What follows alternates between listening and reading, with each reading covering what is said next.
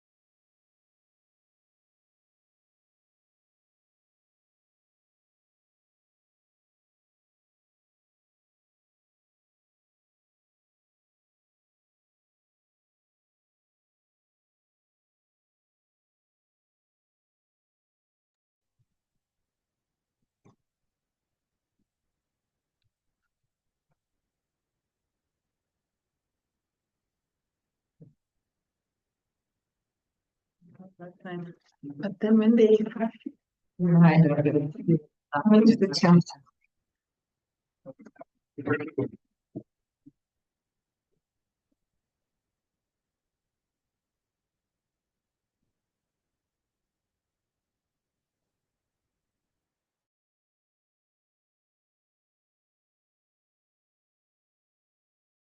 Me and Georgina. But you stay there most. Right, good afternoon, everybody. Please do give me a. Am I audible?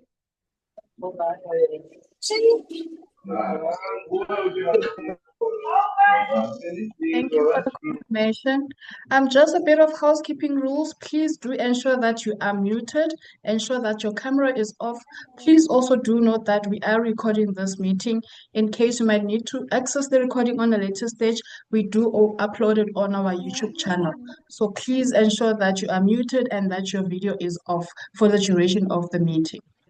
Right, so because of time, we're going to just start with the introduction. It's always nice to know the people joining online. So from the chat box, I see some of you have already started introducing yourself. I see our speaker is online. Katlego, thank you so much. So please do confirm where are you joining from? Your host side, are you joining as a Yes Youth alone or with your colleagues or with your supervisor? So I see there is Mafi joining from Cape Town. There's a couple of you joining from a different location, which is exciting to see. We have Sifiso from Keynote Finance, Nosipo from Shovbike, Zwakops Convegative. We also have Ntombizandi from Amazinga. We have Luyanda from Durban. Welcome. Thank you so much for confirming. We also have Tapelo Online from ProTech Training in Pretoria. Glenda from the Distinctions Pathway joining online. We have Cindy Seaver from the Old Outcome District and Eastern Cape. We also have Tina from Mercedes-Benz Logistics. There is Mugelani from the Department of Education. We have Tapelo Online joining us from Zanin. Zanin in Limpopo. It's great to see our youth from there. We also have Nogutula from CSIR. Gwena also joining from CSIR in Pretoria. Khunzi from Red Ember Recruitment. Pindile from Durban in Hoopers VW. It's exciting to see people joining also from the KZN. Sifiso from Keynote Finance. There's also some of you joining straight from the Mercedes-Benz South Africa internal offices. Exciting to see. Paul from FN Marketing Merchandising. We have Asanda. Tulufelo from Cliff Services. We have Cindy Siwe from the Boys and Girls Club here in South Africa, Gauteng. Welcome and thank you so much. But because of time, I won't be able to just go through all the chats. Please keep them coming. Introduce yourself. Let us see you. So from today's topic, today's session is a very exciting one. Remember, it is our final Think Tank Thursday for the year. So what we really want to see from today's session is just to review. We know that we recently had the G20 Social Summit, which was held here in South Africa. So we want to see your thoughts as young people. How do you relate to the G20 Social Summit? How do you reflect to it as a young South African citizen? So that's basically the conversation that we'll be having today. So it's exciting. Please keep it engaging. We did run a few polls. The results were very, very exciting to see. So I know Katlego will just take us through, some of what you wanted us to share from the polls, especially on the impact of G20, opportunities for South Africans youth in South Africa relating to that summit. So that's all about what you're going to be expecting from today's session. So over to you, Katlego Chibamba. Thank you so much for joining us.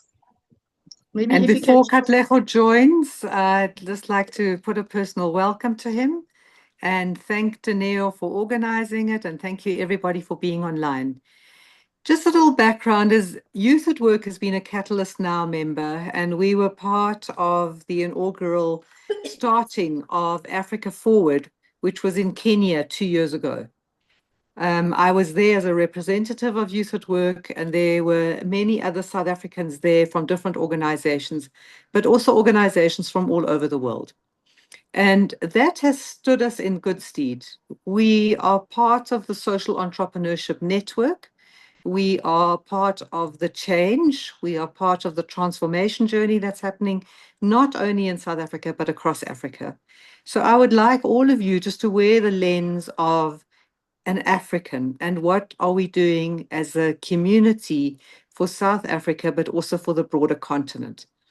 Katlego is such an activist. He is outspoken, he questions a lot, and he's also the chairman of the South Africa Catalyst Now chapter. And we are very honored to have you here today. We really look forward to what you are going to share with us, and also lots of insights that you have gained from the summit. So welcome, Katlego. Thank you so much for joining us, and we're very excited to have you. Over to you. Thank you so much, Erica, as well as Dineo. What a great pleasure it is to be joining the Youth at Work, and it's truly a privilege to find myself joining all of you today to share in some of the inputs around the work that I've been involved in for the past 12 months, I'd say. In fact, it's not 12 months, it's been more than 12 months, especially around since the South Africa took over the G20 presidency, but also, the handover that had to happen from our colleagues at the Catalyst Now in Brazil. But yeah, let's dive right into it. We don't have much time, so I'm going to get straight into it. So I'm asking you that before I start, how I normally engage is I'll be sharing this, my presentation. And if there's anything that comes and that strikes you, please note it down. And then once I'm done, we will then leave ample opportunity for engagement and for time. If you do not have questions for me, I definitely have prepared questions for all of you so that we can learn from one another. So yes, once again, thank you for inviting me to the Think Tank Thursday. I come here as the chairperson and the lead facilitator for Catalyst Now South Africa.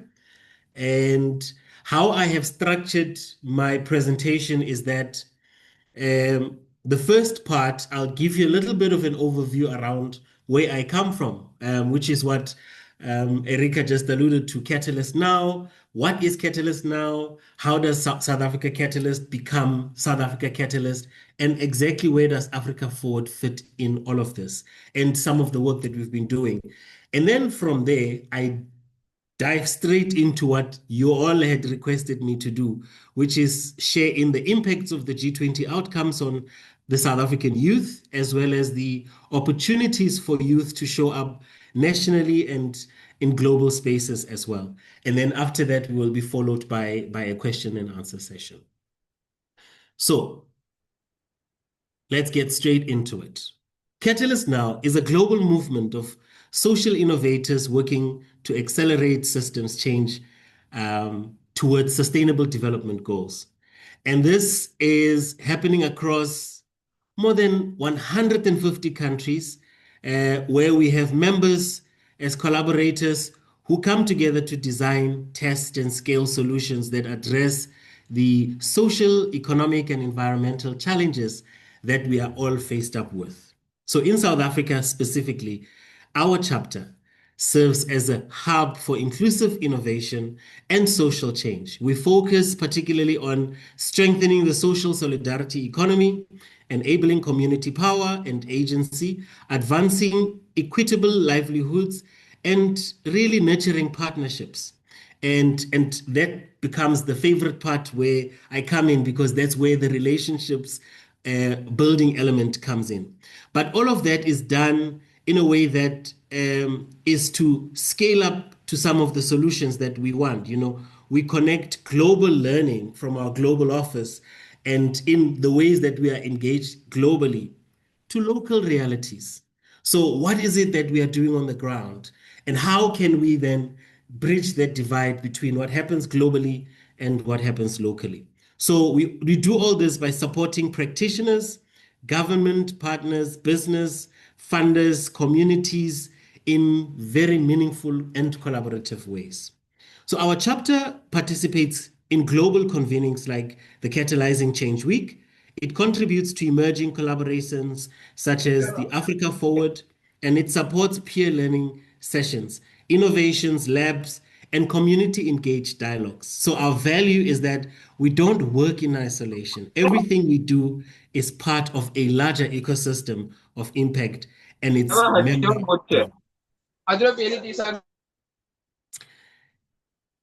Can we move to the next slide, please? Yes. So this network called Catalyst Now brings together practitioners, funders, policy leaders, academics, and community organizations that are also led by youth behind one shared purpose, which is to shift from the isolated projects that we often find to systems level impact. So Catalyst Now is built on collaboration. Our members co-create initiatives, share knowledge, and support each other's work across sectors as well as geographies. So if you're interested in being a part of this network, joining is quite simple. I've created a QR code which you can just use your phone to join in. You can scan the QR code or visit the Becoming a Member webpage, which is on our website on Catalyst Now. You can just pop it in on Google and say Catalyst Now. You'll see there's a link that will take you to becoming a member on the Catalyst Now website. And in principle, membership is open to individuals and organizations who want to collaborate and contribute even as little as just 2 hours of your time in a month towards building stronger, more equitable systems. Beyond memberships, you can also collaborate on projects, offer expertise, host events, and bring organizations that work together into this network. So for any questions that you may have around Catalyst now, you can connect with our country coordinator. I've included the email contact there, Pumzile Mguni.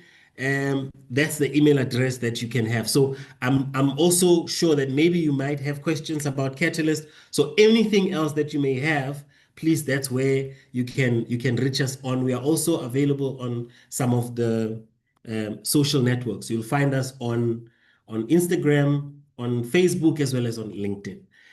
That's where we get our conversations going. But most importantly, if at all anything comes up, as you've heard, Youth at Work is also a member of Catalyst, so you can direct all the questions or even engagements that you have through the Youth at Work office.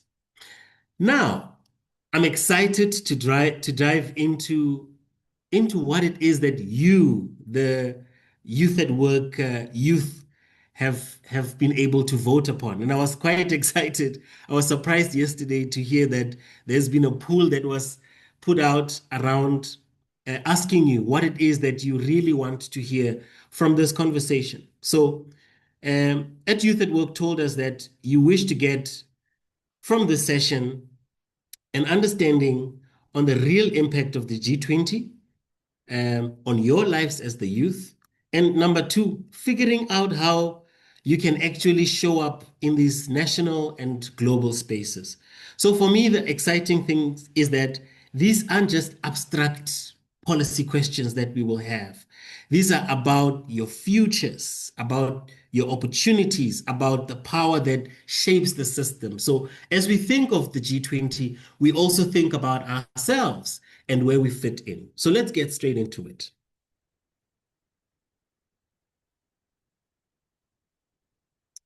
Next slide, please.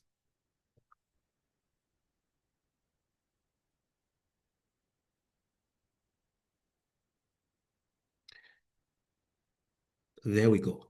So let me set the context very quickly. This wasn't just another international meeting. For the first time, the G20, which controls over 85% of the world's economy, met in Africa, in Johannesburg, South Africa, for its very first time. It was the 20th G20 Leaders Summit, bringing together and to a close the first full cycle of G20 summits since its inaugural meeting, which took place in Washington, D.C. in November of 2008. So the G20 has traditionally tended to reflect on priorities of wealthy industrial nations and the consecutive presidencies of various countries. But what made this particular G20 of ours super special is that for the past 4 years, the G20 has been positioned in the global south. And it has been consecutive in the sense that the first time it took place in the global south took place in Indonesia in 2022. And then it was followed by India in 2023, then it went to Brazil last year. And now for this year, it was in South Africa. And this alone represents a seismic shift, the 4-year arc of global South leadership, which is not simply hosted summit. What it has done is that globally, it has reorientated the G20's focus towards urgent structural challenges of developing countries around climate justice, around digital equity, and as well as sustainable development. So you would ask yourself, but why does this matter? This matters because by 2030, 4 out of every 10 young people in the world will be African. That's not just distant. It's a future that's happening literally in 4 years from today, And what is important in understanding that is that many of you who are youths and are in this room will still be affected by it in 2030. So South Africa used this very moment to expand who gets a voice.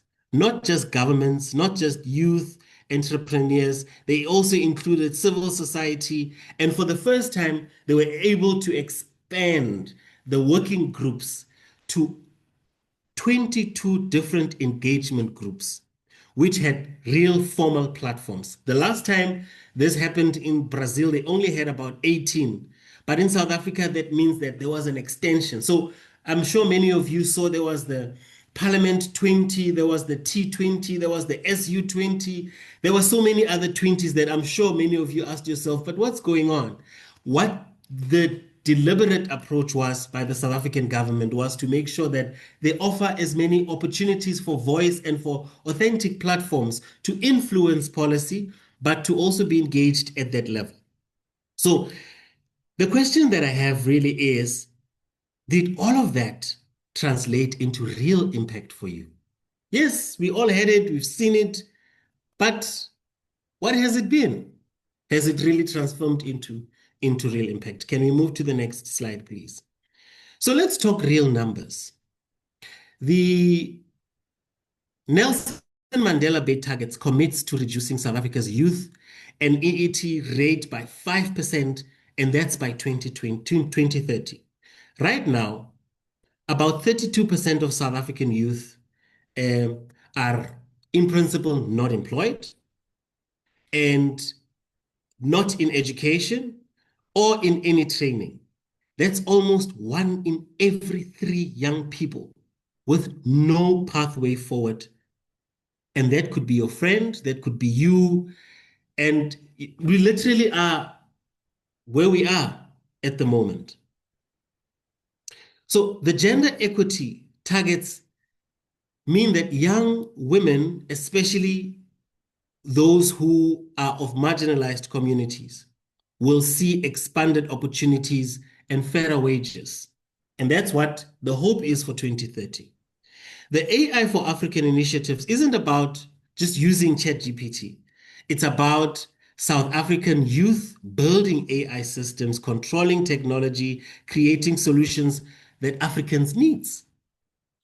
And the main SMME for me, the SMME Finance Accelerator, is specifically designed to get capital or to give capital also to young entrepreneurs who currently cannot access traditional banking. So these are concrete, measurable commitments that have come out of the G20 summit that we have just come out of. So let's move into this reality check. You know, what is it from promises to progress? What hasn't happened yet? What's in motion? And what can we build on? Now, let me take you through this situation. And to be quite honest with you, the G20 summit ended just 2 weeks ago. So what really actually changed in your life over the past 18 months or 12 months that the G20 has happened? I'm sure many of you would agree that probably nothing much has happened in my life in particular. No budgets have been allocated, implementation structures unclear, youth unemployment still sits at 45.5%, and these aren't unmovables. These are just commitments that have been made so far on paper.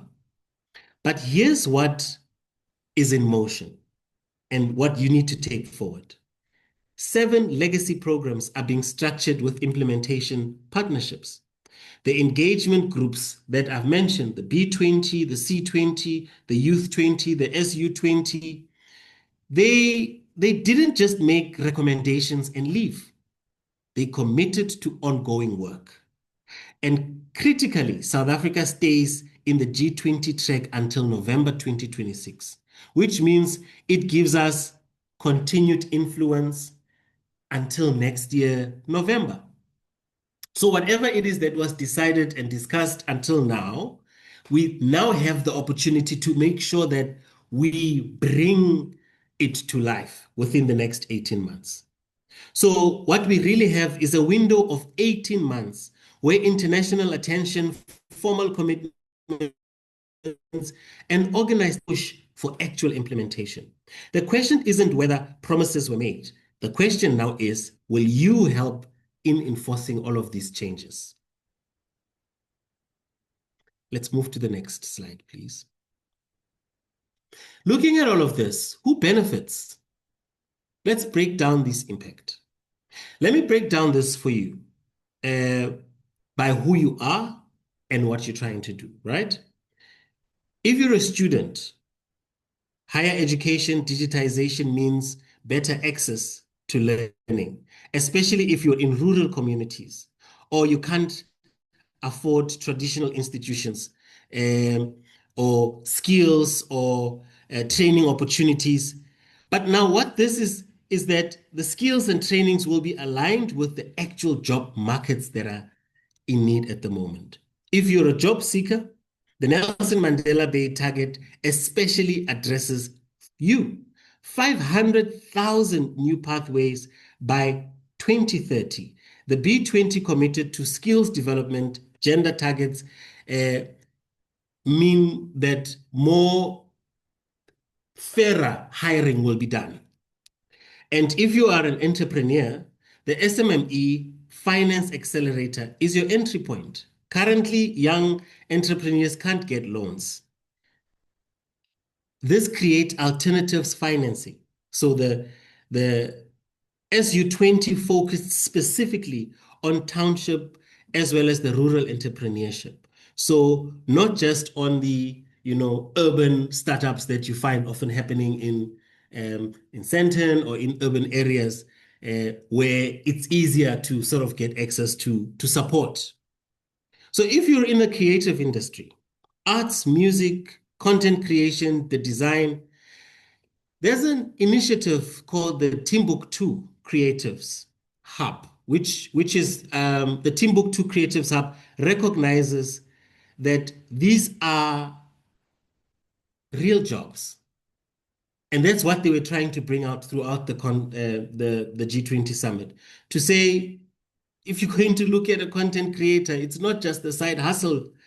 It's a real job. And that's what the Timbuktu Creatives Hub is trying to recognize, that they are real jobs and economic drivers, but they are not just hobbies, So the common thread that you find often happening in all of this is that systemic support is often installed as a result instead of just individual hustle alone. There is intention to making sure that the economic opportunities that are realized, be it in whatever form, are also included in the system that is to benefit from all of these other support systems that are being created by either the B20 or even some of the policies that will inform how it is that the social solidarity economy operates, or even how it is that the informal or the formal sector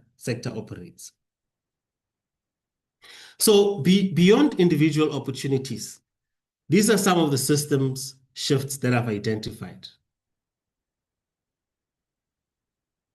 As Catalyst now, we think about systems change, not just individual opportunities, but shifting how systems really work. On the surface, you see there's more job opportunities, access to finance, training programs, and more opportunities coming about in that regard. On one end, that's very good. But underneath, the systems are really, really shifting. The financial system is moving from treating young people as high risk to strategic investors. New mechanisms like blended finance and guarantees change who can access this funding or this capital. The education system is moving from pure credential-focused skills and pathways. Digital access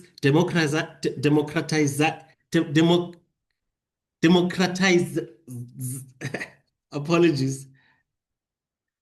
The digital access democratizes who can learn, inform the learning, and who gets recognized. So one of the challenges that we often find is that at the moment we are sitting with a number of young people who do not have access to education, do not have access to training opportunities, therefore do not have access to the many other multiple opportunities for skills development.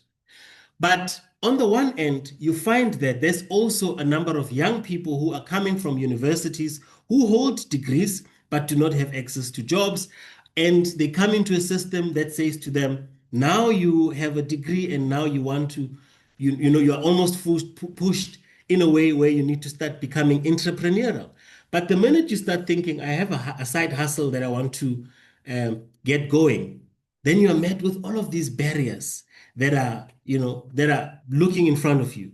Having to register a business in itself, having to develop that business plan takes a lot from you, and it oftentimes removes you from that very idea that you may have had initially. And also, we think of those who are looking for employment. So the employment system is moving from you need experience to get experience to valuing potential. The informal economy in particular, where most of you actually really are showing up, gets formalized, and it also gets to be protected. One of the challenges that I happen to have noticed in the sector, particularly the social solidarity sector, is that you find a lot of newer or small startup entrepreneurs are often regarded as informal.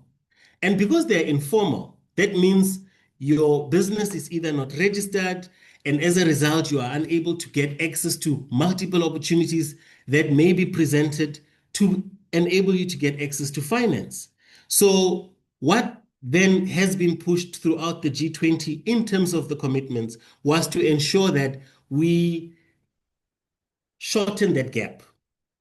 We advocate to ensure that at least within this presidency in South Africa, by 2026 November, there are some shifts that have been made to ensure that if somebody has, for example, an idea or a startup that you want to do, that you are able to sort of find it easier. All of those bureaucratic principles or bureaucratic processes that you've been able to find so far that have sort of enabled you, gotten you stuck in registering your business are removed. And that's some of the things that have been pushed. So the government systems is moving from youth as beneficiaries to youth as decision makers. And that's what the Y20 has created, especially in this. They've created a precedent for permanent youth voice to make sure that in the decision when it comes to policy work, the youth is also equally represented. So in principle, when you look at all of these, the shifts in education, in governance, in the finance, they're quite catalytic. They provide some catalytic change that that will enable a vibrancy in the movement. They'll enable an opportunity for us to be able to create more jobs and to open up the economy as well. So when systems shift, everyone's opportunity expand and not just the lucky few. Let's move to the next slide on the G20 ecosystems. You asked the question around, as young people, what are some of the opportunities that are available for us to be able to access opportunities, especially at the global level? And what does it look like? Where can we begin? So I've tried my level best to start with where we are at the moment, following the G20. Where are we and where can we move? Right now, where you are, what are some of the opportunities that you can take over now to be able to get yourself into that system that you so want to be a part of? You don't need to wait for any invitation. Somebody to say to you, no, come and join the G20, come, the Y20, come and join this. because in principle, the opportunities are there. The G20 created an ecosystem with multiple entry points. Formal structures like the Y20, the SU20, these have secretariats you can contact. They are still functional. It doesn't mean that because the G20 has finished, now that they've all become dormant and they are no longer functional. And maybe by any chance you felt like, because I wasn't a part of it at the time, that means I can never be a part of it. Look at it more as, now that you've been able to do the first part of the work, which was to push for policy, to make sure that the G20 comes out with these commitments. Now the opportunity is that we then come in to say, let's hold that accountable. Let's make sure that all of these commitments that were made that will benefit me are actually realized, and I'm playing a role in making sure that that happens. So civil society networks through the C20 have been created. So if you're already organizing in your communities, it is important at this point in time to connect with the broader networks that are already there, the B20, the C20, and read some of the statements to see what are some of the commitments that came out of that. And then we can then take you further to how it is that you can localize it to the work that you do and how it is that you can also be involved. Private sector has also been enabled through the B20, where companies made commitments. It is now opportunities for us to hold them accountable and ask to be included in their youth programs. Research through the T20s, where universities were a part of, universities where some of you are studying, they also had some of the G20 outcomes. This offers you as a young person the perspectives to co-create some of the research outputs that would be coming out. Grassroots organizing grassroots organizing and some of the early startups that you have also been recognized in some of the working groups. And right now, what is important is for us to formulate accountability groups in our community. So right now we are together, we have this hub. How do we formulate our own accountability groups so that you don't need to constantly feel like there is this silo that you are constantly pushing for the work alone? There's a number of young people who are currently based in, let's say, for example, in Galeshewe, Kimberley, who have decided we are going to do the startups. But you know that there's a commitment by the B20. The most important thing that you really can do to be able to influence and push for government accountability at that level is to make sure that you find ways to collaborate. You may not necessarily collaborate on the initial outputs of your work, but at a ecosystem level, that's where we need to have everybody come in the same platform that we have currently, to come together so that we can have a stronger voice to say, this is the commitments that you did. We want to make sure that the youth here in Khayelitsha or the youth here in Soweto are able to also benefit. And we want to see how it is that you are planning to do that. And in that way, you are part of that network, which means you are able to call them to also come through to say, this is what we've committed and this is what we've been able to do. So the key insights for me out of all of this is that there's no single door for you to be able to find entry into the space. There are multiple entry points, and the most important is for you to find the one that fits your skills, your networks, and your community, as well as some of the work that it is that you're doing. And there are 3 tiers of youth engagement that I think you can also participate in. So not everyone can show up for the same thing in the same way, and that's okay. I want to give you 3 tiers of engagement that you can really get yourself involved in. And this is where you start exactly where you are.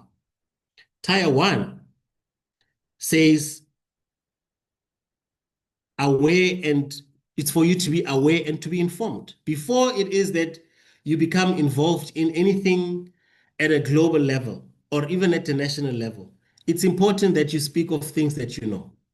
it is important for you to be aware and to be informed around what existing conversations are there. What is it that people are pushing for? So when we say we want to be part of the social solidarity economy in South Africa, what is currently the landscape looking like? For example, you'll find that the civil society, or should I say not the civil society, let's say the social entrepreneurship sector that has been falling under the Social Summit. The biggest push that they've been having in South Africa is to ensure that the social solidarity economy is recognized. Currently, there is a policy that sits in South Africa that speaks to the social solidarity economy. What is the social solidarity economy? So it's important for you to get yourself known to that. What is the social solidarity economy? And when people are talking about this green paper that is currently sitting with the Department of Trade and Industry, what does it look like?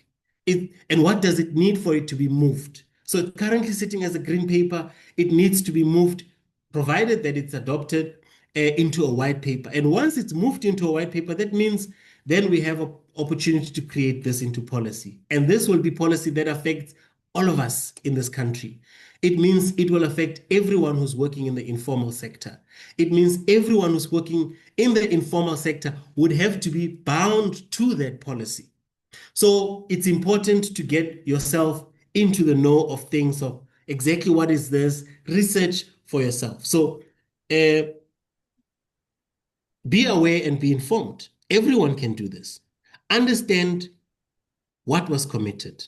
Share it in your networks. Track one of the things that is relevant in your particular life at the moment or in your particular area of work that you've chosen.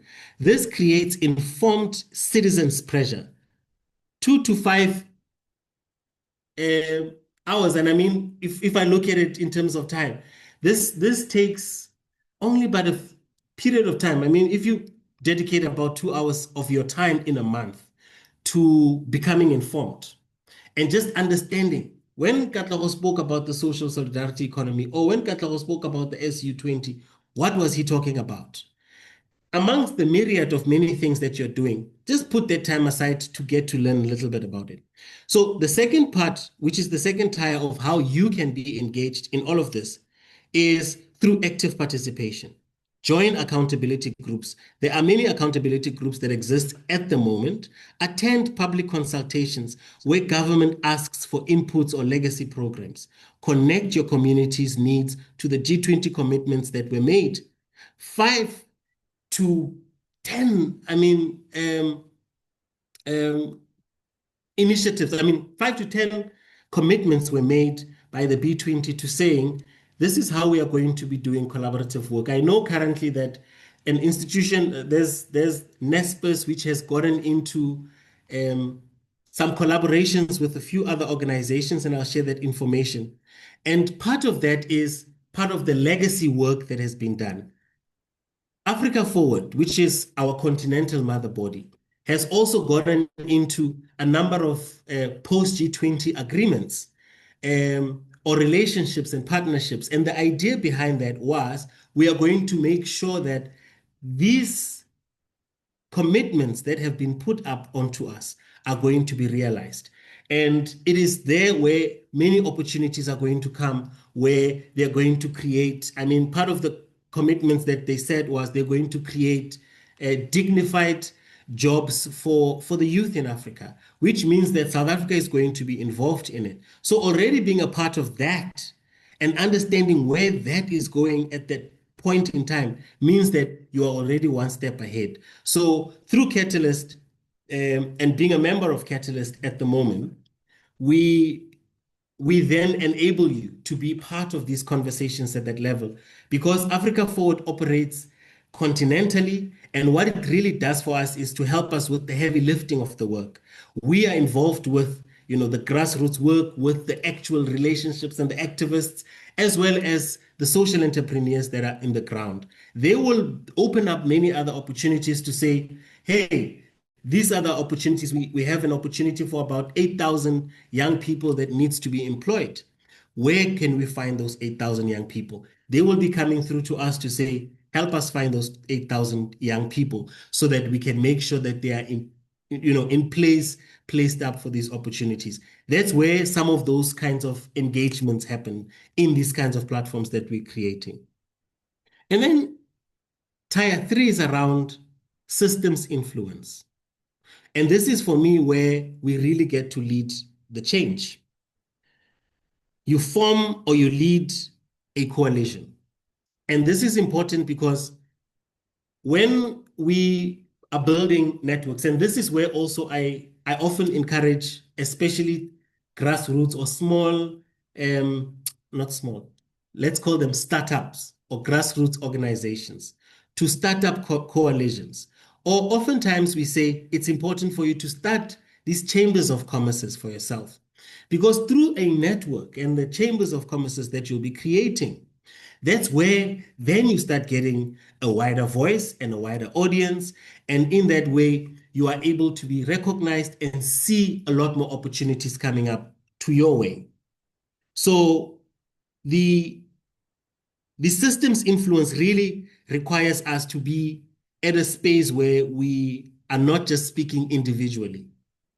It needs us to be able to speak in a collective voice that represents multiple people. And some of them already exist because indirectly engaging with the Youth 20 or the SU 20 or the C20 secretariats, it's important for us to be able to ensure that we get our voices there. Indirectly communicating with them, it means that we are already one step ahead to say that in my community, in this community, this is what we find, and this is what we have. So it's important to, and collectively develop proposals for pilots, for example, on now that these are the commitments that have been made, how can we put it in a way that we are able to implement it in our community and perhaps start at a phase where you pilot it, because there's going to be many opportunities that says once the informal economy is going to be, for example, it's going to be formalized. What does it look like? What are the opportunities that are available for that? Currently, the Department of Small Business has announced that they've got this huge amount of finance that they're going to directly give to institutions so that we are able to create multiple opportunities for job creation, but also to scale up in terms of the small startups that are created in communities. Where do we begin to find that opportunity so that we are able to access that? So it's important that if we are formulated and we formulate or we become a part of these networks that exist, we already have people who are our eyes and ears, while in principle, at the time, we are focused on our day-to-day work. So it's important to start in principle at tier 1, as I said, where you first inform yourself as you build confidence and the networks that you have, because not everyone really needs to be across all these different tiers, but it is important for us to be able to know exactly what it is that is happening. So if you ask me, what is it that you can do for yourself specifically for this month? It is important. My suggestion would be connect with the youth, the Y20, which was a platform that was specifically created for the youth. I've included their website there, and ask the first question: how can youth continue engaging post the G20 summit? Where are the opportunities that exist for the young people? So secondly, join a network. And you can join a network like ours, Catalyst Now, where we're specifically building youth-led accountability initiatives. We can support you with your frameworks, connections, and amplifications so that we make sure that your work gets to be known, your work gets to be shared out there so people get to see the pieces of work that you do outside of just your own self. And this is going to be shared amongst our members and even at a global stage where you get to be profiled in that level. You have access to multiple opportunities. So the third is map currently where you are. I've heard that many people are from different parts of this country, map your provincial opportunities. Every province has a G20 coordinator. Find who they are. Ask what legacy programs are being implemented locally and demand that the youth is included. And if it is that you're saying, I'm coming across challenges, it is in these very networks that you come back and you provide that feedback to say, in such an area where I live, there is this initiative and this was this commitment, but they are not being inclusive. Because in that way, then we are able to sort of hand in and push for that. Fifth, engage with your existing networks. Some of you are students. It's important to have that continuous engagements with your student organizations to find out what their take is. With the T20, there were university commitments that were made, particularly around research. How can our student structures make sure that your voices are heard? And research is also, in a way, inclusive of you. It's you're also able to be part of that, where you get to shape how research is conducted. There's multiple other opportunities where young people can get involved. So it's important to get yourself into those streams, but also being very clear and specific around what kind of change it is that you want to bring. So in that way, you create a goal for yourself to say, whilst everyone is still talking and the G20 is on everyone's mouth, by the end of December, I want myself to ensure that I at least have connected with this number of people so that I know that immediately next year when I start, I push for involvement in these things because I've identified that these are the opportunities that have been made available to me.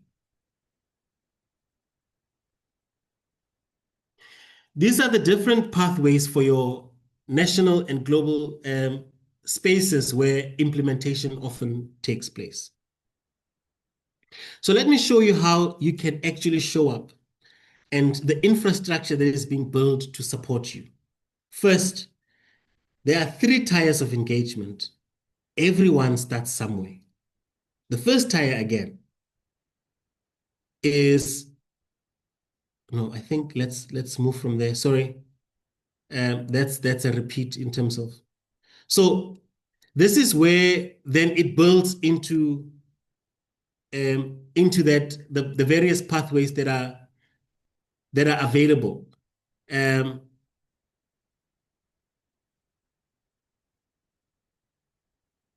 That are available for you to engage. So you'll realize that I've spoken to you about Africa Forward. So what Africa Forward has done is that this year, Africa Forward came out of the G20 Summit as a dedicated legacy partner.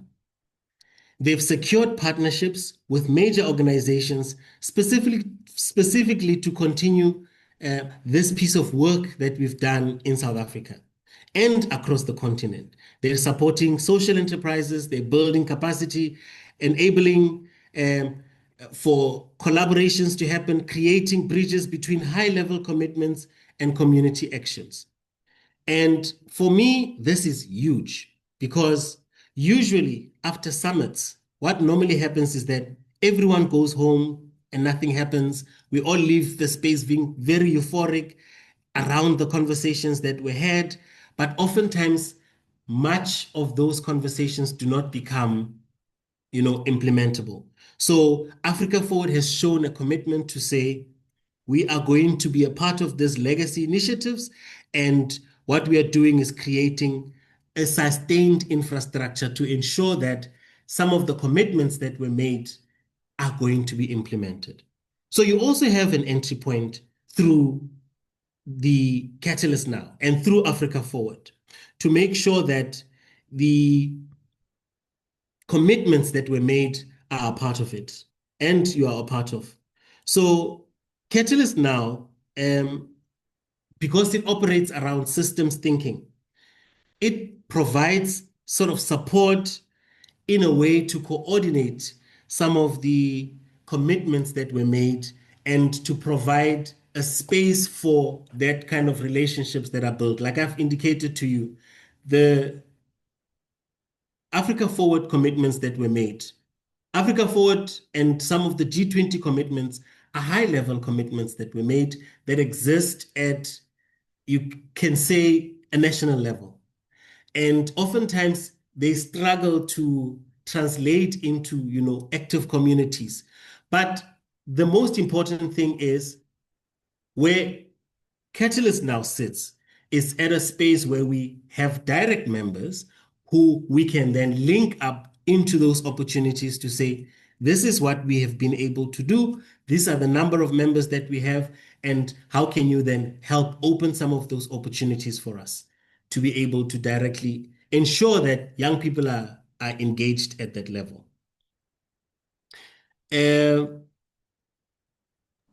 Sorry, Katlego, I think we need to get to a close because Danae's still also got some announcements and things.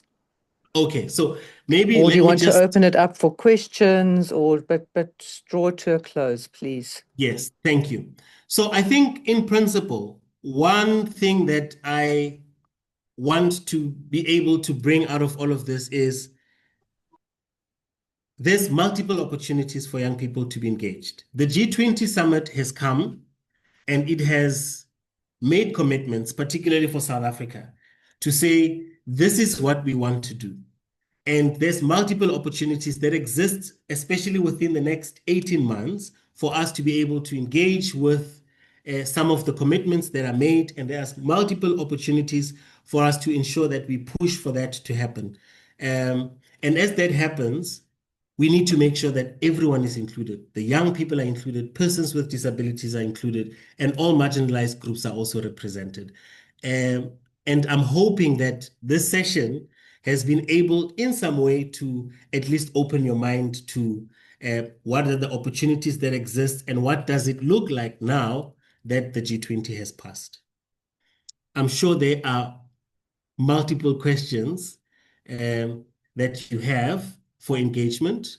Let's open that up. Right, please feel free to ask your questions, guys. You can unmute, you can write in on the chats, you can raise your hand, we can unmute you. Anyone with a question? Hi, can you hear me? Yes, we can. Yes, I can hear you. Hi, MJ here from Dare. It's not a question, it's a comment.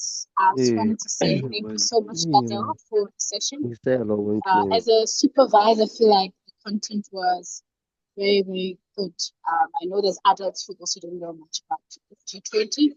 And I just wanted to say, I think if we could have a session again to the organizers, probably as a 3-part masterclass, I think there's a lot to unpack, especially if we are moving from beneficiaries to decision makers for youth. Thank you so much. This was very insightful. I've learned a lot as well as a supervisor, and I'm taking some notes on what other things I could put in our work with the youth so that they can be part of this change to speak up. So thank you so much for the session. Thank you. Hi, Katlego. Hello. How are you? I'm good, thanks. How are you? I'm good, thank you. My question is, what is your take on I'm sure you've seen on the news about how the Reserve Bank has fabricated the value of the rand to the dollar. Do you think that these type of scandals that happen in our country can actually affect the investment that could come with the benefit of the G20? Okay.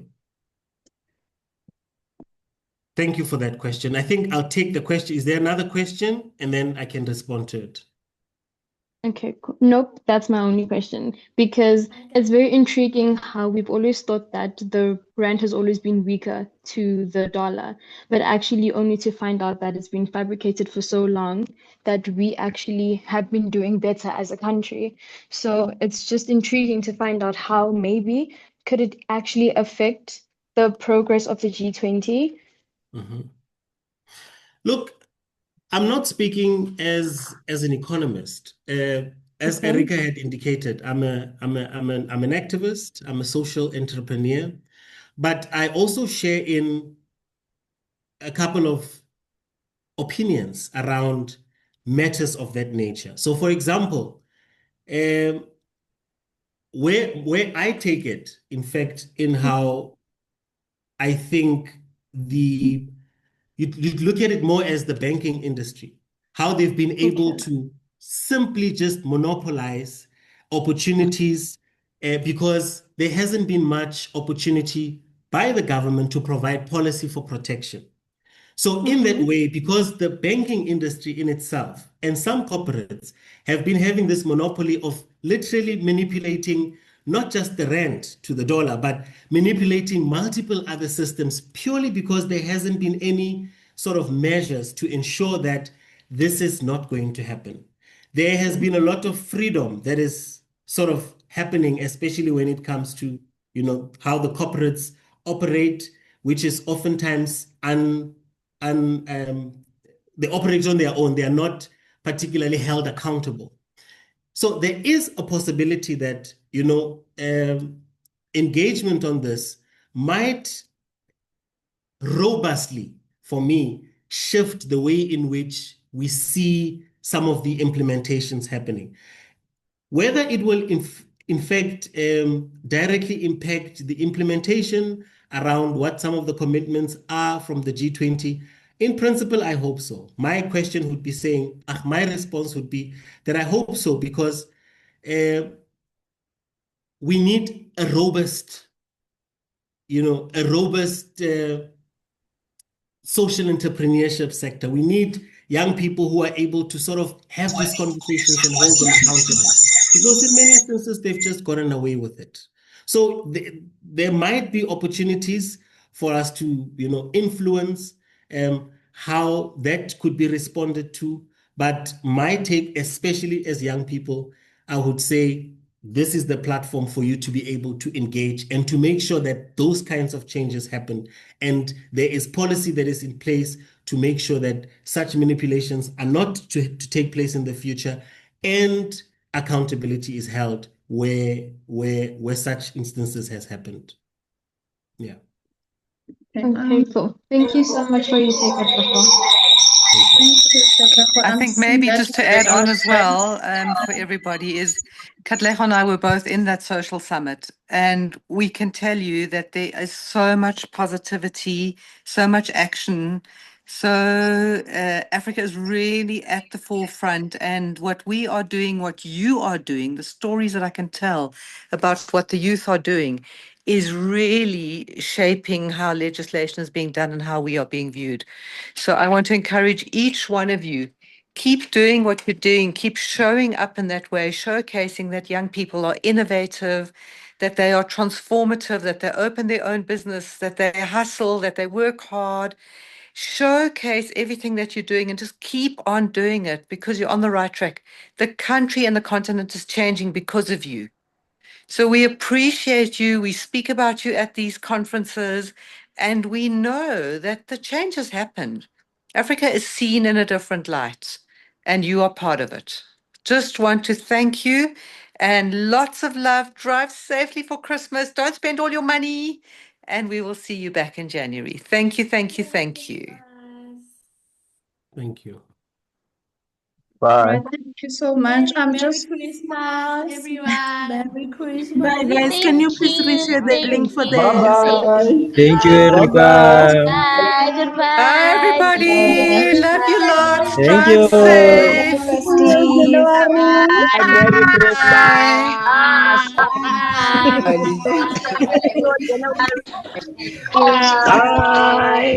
Bye, guys. Hey, Ali. Bye. Stupid. Bye. See you. See you. Hey. We need the bonus.